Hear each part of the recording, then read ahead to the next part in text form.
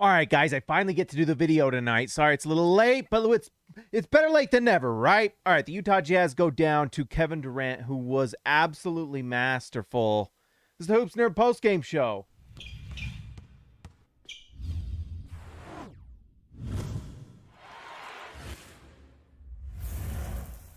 All right, guys, we always talk about how long or short these are going to be. This probably not going to be all that long.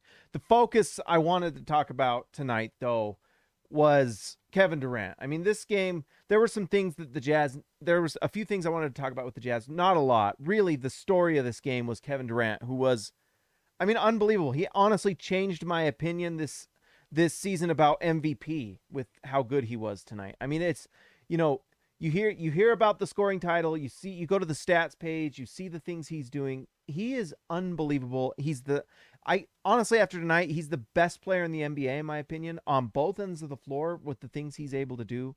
He's unbelievable. Tonight, Kevin Durant, I mean, he really is truly like the epitome of unguardable. When you consider he's like 7 foot tall, his ability to handle, he can pull up from anywhere. His playmaking tonight was unbelievable. He had a near triple double with 37 points, 9 rebounds, 8 assists. He absolutely destroyed the Utah Jazz tonight. And yeah, there were a few moments where Royce had a few little moments guarding him that were pretty decent, but I mean, he's unguardable. Kevin Durant is absolutely unbelievable. I'm going to do a video about this on the NBA channel. We talk about this every night, and then do I actually do it? We'll see. But he's unbelievable. Kevin Durant is the best player in the NBA. He's the most valuable player in the NBA. And I know people will say, well, Jokic is putting up these kinds of numbers. Embiid, Giannis.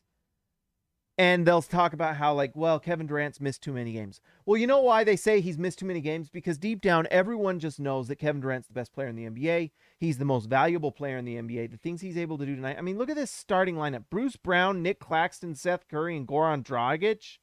And at no point did I feel like the Jazz were probably going to overtake the Nets tonight.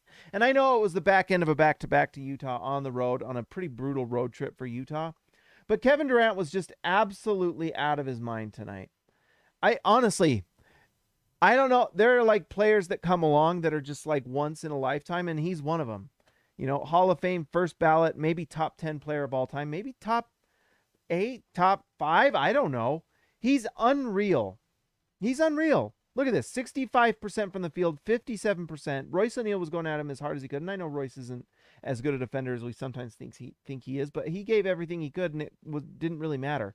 65% from the field. And these are like pull-up shots in the mid-range, And then 4 for 7 from 3, ho-hum. Perfect from the line, 9 rebounds, 8 assists. It's really the playmaking that was so incredible to me. I can't get over how good Kevin Durant is and was tonight. Just unbelievable. I don't know if there's anything else to say about the Nets. I mean, when you also consider the fact that Kyrie Irving hasn't played even half the season, and that they end up trading James Harden, who wasn't even trying very hard with this Nets team.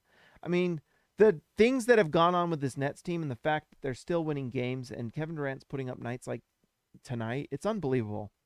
It's unbelievable. I mean, it's just like honestly a vintage performance tonight. Let's talk about Utah a little bit.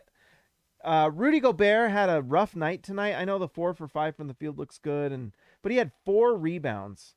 4 rebounds for Rudy Gobert. And that might be because Kevin Durant was shooting 65% from the field.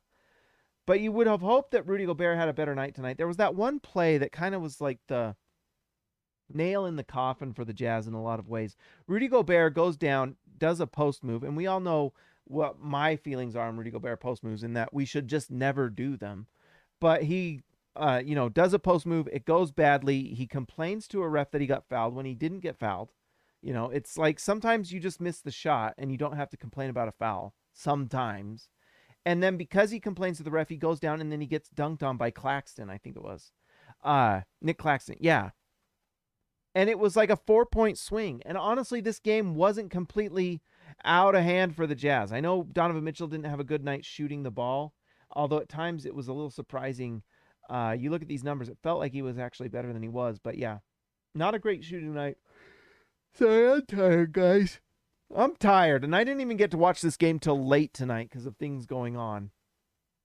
But Donovan Mitchell did not have a good shooting tonight, and so that wasn't very good. Royce O'Neal was guarding Kevin Durant and giving everything he could, and you can kind of see the effect of that with the 0 for 4 from the field, 0 for 3 from 3. Royce O'Neal he did have 3 blocks, which is interesting, but 2 points for Royce. That's pretty rough. Juancho Hernan-Gomez, I felt like had actually some pretty decent impact, but he only plays 16 minutes tonight. Rudy Gobert just did not have a good game. 11 points. He was a minus 13. I just didn't really feel like he was impacting things. And I know this Brooklyn Nets team is a unique team in that they are very much perimeter based. And so it's not a good matchup for Rudy. But you would hope that he would have at least more than 4 rebounds. That's not good. And it's not good enough, honestly. Mike Conley, in a rare turn of events, had a pretty good night from the field, actually. 3 for 5 from 3, 7 for 12 from field. This is pretty good from Mike Conley. 18 points. 7 assists, really solid for Mike Conley. But man, these 3 right here just did not affect things much. And I honestly would have played Hernan-Gomez more. I felt like his size still helps the Jazz, but he was a minus 12. Lee Christensen, Quinn is starting to piss me off. There was one thing that honestly tonight was just really, really annoying. Late in the third quarter, when the game was like the Jazz were down by like 16 and 18, it was really kind of out of hand at that point. Jared Butler comes in after Trent Forrest went 1 for 6. Trent Forrest was just not good tonight. I know he's a plus 11, but I'm not going to credit him for that plus 11 when it was basically because Kevin Durant's off the floor and you're sharing the floor with other guys like Jordan Clarkson, who had a good night. Honestly, the fact that what's really annoying to me is that Quinn Snyder does not reward Jared Butler for his awesome play before and puts Trent Forrest on the floor because he knows that it gets hidden by having Jordan Clarkson on the floor, who's the offensive end. I'm guessing it's just to have Trent Forrest on for defense. But 1 for 6, they don't even have to guard him. He had one nice drive to the rim and scored, let's see. I guess did he have 9 points? Oh, no, that's Rudy Gay. 4 points for Trent Forrest. I just don't get it. I don't get it. And I think the thing that's really annoying is Jared Butler came in and just had 2 really nice buckets. Like the play that was so nice. I mean, this was honestly late third quarter. Look at what the score is. The Jazz are down 14, and this is when Quinn decides to put in Jared Butler after Trent Forrest had been pretty dreadful. And look at this. Kevin Durant gets in his face, and he just buries it. And the reason I wanted to talk about that is that no one on this Jazz team was challenging Kevin Durant. No one. And Jared Butler comes in and just buries it. Like, everyone else was afraid to take the shot. But Jared Butler comes in and buries it. And Lee Christensen talking about Nah. I'd rather play Nah than Trent Forrest too. What is Trent Forrest giving you that Nah doesn't? But Nah can actually make a shot and do some nice things. He can actually make a 3. Anyways, that was a big-time shot just because of the mentality. He was not afraid to take the shot, and he buries it. And then this right here just shows the talent that Butler has. Boom, step back, buries the 3. Big-time stuff. And we know that Jared Butler, when he's on the floor, can run the offense with the second unit. So you know that other players are getting good shots as well, including Rudy Gobert, who couldn't get very many shots tonight. He only got 5. But that's because everyone has to set Rudy up, because the miss he had tonight was his own creation, and it was not good. So it's just, it doesn't make sense to me. And I think the real thing, the thing that bugs me a little bit is that I don't know what it takes to earn a rotation spot on this Jazz team. It's just basically impossible, right? It's impossible to earn anything with this Jazz team. What do you have to do to earn a rotation spot? What does Jared Butler have to do to earn minutes besides just someone else getting injured? I don't want to hear any more being ready to take a spot when someone else is injured. Like, when he comes in and someone else is injured and he's actually better than the guy he's replacing, why doesn't he get to just take that spot? Why is it that we have to have Trent Forrest come in and just actually poop the bed on offense, and you just can't get I don't understand. I don't know what a player has to do with this team to earn a rotation spot. I don't know what it takes other than just other guys getting hurt or other guys being just so insanely bad at a certain point that you actually get minutes. Like tonight with Trent Forrest. Like, Trent Forrest was so bad on offense that Quinn finally puts in Jared Butler for a change of pace in the third quarter, and he does good. And then Quinn puts in Trent Forrest back in the fourth quarter. I guess to just like not allow Jared Butler to grow any sort of confidence. The worst thing we could do is allow Jared Butler to get some confidence, right? Heaven forbid. It's just annoying. Like, that's the thing that I like. I don't know what it takes. You know, somehow the Brooklyn Nets are able to play like Nick Claxton for the last 2-3 years. Bruce Brown gets minutes for this team. And you know, even Cam Thomas gets 12 and Kessler Edwards get 11. And these were not like just garbage time minutes. And yet the Utah Jazz, who, you know, a contender, quote unquote, can't find minutes for their young players. Nickeil Alexander-Walker didn't even play. What does Nickeil Alexander-Walker have to do to get on the floor? Because I felt like he's had some really nice moments defensively, and I feel like he does a little more than Forrest does. You know, and we know that he can knock down a shot. I know the shot isn't that great, but Trent Forrest can't shoot at all.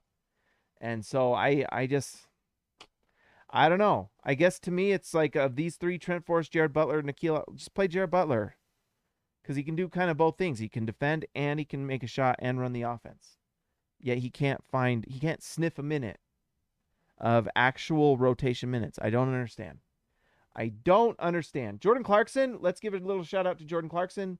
The 3-point shot tonight was falling, and Jordan Clarkson continues his nice play, which is cool to see. Really nice. For all you Jordan Clarkson fans, he was really nice. And here's me talking about Jordan Clarkson. Really nice. And I like what he brings. And he does bring offense. And he's good enough offensively. And his ability to create his own shot is so good that Quinn can play Trent Forrest, who's an absolute zero on offense tonight. He had one drive to the lane. But yet, like, and there was a couple times where he drives and goes halfway there and then has to just kind of kick it out and just hand it to Donovan. And Donovan has to try to save him. So in situations like that, where someone in the comment section is like, why don't you talk very bad about Donovan Mitchell? Well, sometimes Donovan Mitchell's on the floor with Trent Forrest, and Trent Forrest can't shoot and kind of drives, and things aren't there for him, so he has to pass the ball out back to Donovan Mitchell. And Donovan Mitchell has to save the day. And that's why sometimes you have numbers like this. Now, does this need to be better? Yes. Donovan Mitchell was not good enough tonight shooting the ball for the Jazz to win, and 6 turnovers is not good. That was really bad, and that contributed to the Jazz losing. For sure. But sometimes Donovan Mitchell's doing this because this guy can't shoot the ball and Quinn keeps putting him on the floor. What's he supposed to do? Same with Jordan Clarkson. I rag on Jordan Clarkson probably more than anybody. But Jordan Clarkson has to take these many shots because this guy can't shoot the ball. Yet Quinn Snyder keeps putting him on the floor. Explain things to me. What am I not understanding? Yes, he's a good defensive player. But it is basically the opposite of Rudy Gobert in some circumstances. Yes, Trent Forrest can drive to the hoop and do some nice things. But he can't shoot the ball. And he can't shoot in the mid-range. And so they don't have to guard him. And so that's why when he tries to drive to the lane, yes, it's nice he can drive to the lane. But because they don't have to guard him at the 3-point line, it makes it hard to drive to the hoop when you just have guys backing off of you. And it makes things hard for Donovan Mitchell and Jordan Clarkson to hit shots because they get double teamed and this guy's just not being guarded. Right? So I don't understand it. And Quinn continues to play him. And there's been moments where I've loved what Trent Forrest brings. But against a contender team like this, we've kind of seen that they just don't guard him. And so it kind of negates some of the positives. I do like the defense. But at a certain point, if you can't even be even a little bit of a threat on the offensive end, it's a problem. You know, and we've had a lot of moments this year where we've talked about it. It's been like this with Trent Forrest. Fact is, he's a two-way player too, and they have not signed him. And I would give that contract to Daniel House over Trent Forrest in a heartbeat.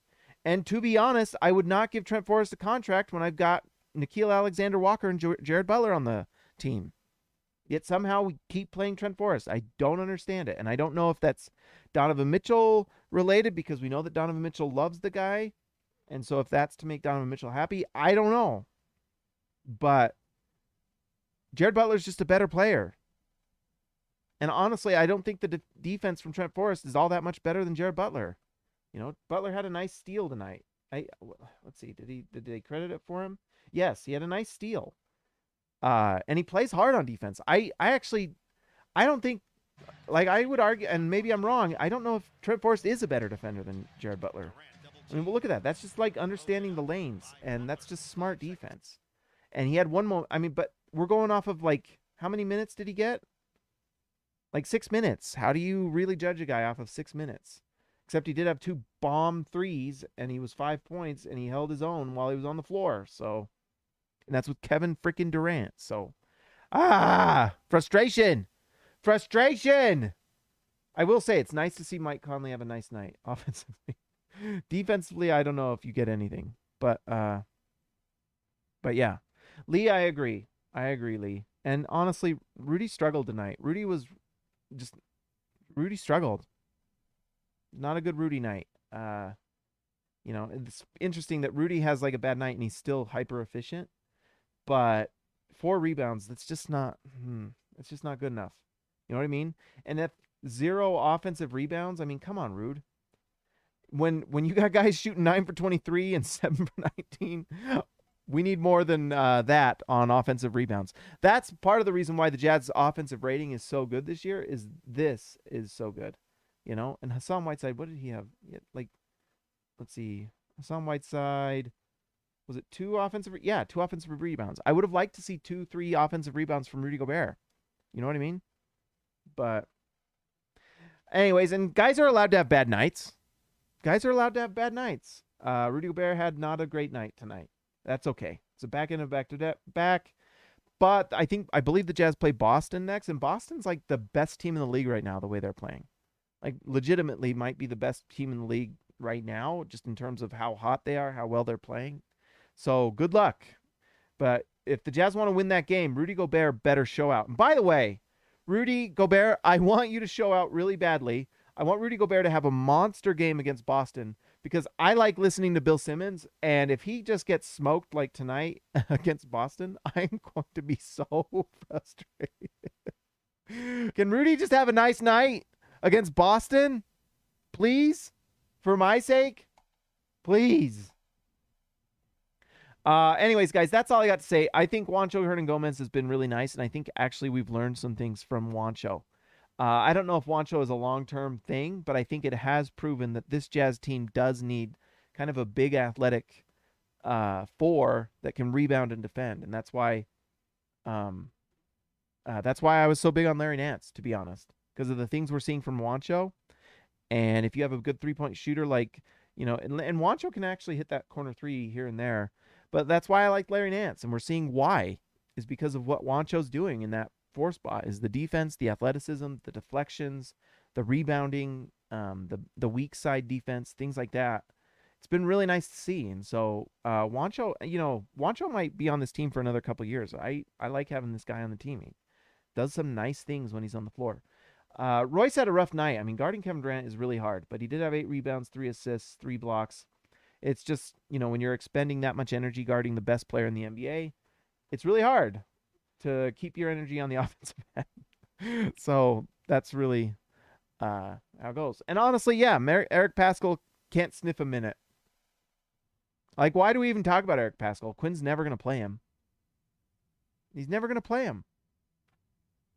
So it's not even worth talking about. It doesn't matter that he's having a good 3-point shooting season. Doesn't matter what he does, in terms of energy and offense and all these things. Doesn't matter. Quinn's never going to play him. So I don't know. It's a bummer, but it's just a fact. So anyways, guys, that's all I got tonight. If you're new here, like and subscribe to the channel. If you're a Brooklyn fan, give me a like at least. Give me a comment below why Kevin Durant should be MVP, because he should. Nights like tonight are why. He was unbelievable tonight. Absolutely incredible. Kevin Durant is just, he's the best player in the NBA. He just is. You can argue Giannis, Kevin Durant. I'm not as big on Jokic, but I would say Jokic is like a top 5 guy. And, and Embiid is up there. I don't know. And I guess, I guess we don't need to sit here and talk about the best players in the NBA. Steph, I don't know if it's top 5. Steph's top 10, that's for sure. But I don't know if he's top 5 this year. Who else is really good? Spare me with Luka Doncic, by the way, Fatso. Um, and oh, and LeBron James. Yeah, LeBron's top 5, maybe number 2, but I think Kevin Durant is the number 1 player in the NBA. So, anyways, guys, like and subscribe if you're new here, and if you're, give me a comment below. Tell me why Kevin Durant should or shouldn't be the MVP in the comments below. Let me know what you think. Let's give a shout out to our All-Stars tonight. Guys, thank you for doing this. Thank you for being members of this channel. Thank you for supporting me. I appreciate it, honestly, very, very much. Let's pull this up. Let us pull this up. There we go. All right, let's give a shout out to Christian House Money to Haas, Tyson Price, The Price is Right, Baby Elliot Matson, X marks the spot with Zintas, Jordan the Goat Besserell, Joshua Hansen, the Danish Destroyer, and one Anton Warren, Ezekiel Rice, Seabay, the Manfred Down Under, JT Buckets Wardell, Austin R. Grant, Editor Extraordinaire, Eric C., the Sea Stains for Champion, Donald Schooley, Schooling All of Us, DW to CB, Darren Williams to Carlos Boozer, Jorge Arizaga, mi amigo de abajo, Lee Christensen driving the lane, Patrick Akubo, the Connoisseur, and Robert Hall of Fame. Guys, it's a tough loss tonight. Kevin Durant is unbelievable. It's a little deflating, honestly, to see someone kind of just dominate the Jazz like that. But Kevin Durant does that to everyone. It's why, let's just finish with this. Let's just look at where Kevin Durant's at. But I believe he's the number 1 scorer in the league. And he does this to everybody because he's 29.6 a night. Yeah, Kevin Durant's number 1 in the league scoring. And let's see, 29.6 a night. He's unbelievable. What is this? Anyways, he's unbelievable. There we go. Let's see. Why does it go to this? That's weird. Anyways, guys, like and subscribe to the channel. I will talk to you